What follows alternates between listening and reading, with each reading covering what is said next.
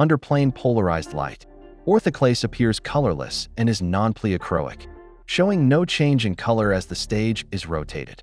It displays low relief and often forms subhedral or equant grains. Cleavage may be present, but is typically hard to see due to the mineral's low relief. Between crossed polars, orthoclase is anisotropic, displaying low birefringence and first-order interference colors, mainly shades of gray and white. Carlsbad twinning is a distinct feature of orthoclase, visible as a single twin plane. The mineral shows oblique extinction, meaning it goes dark at an angle to its cleavage or elongation.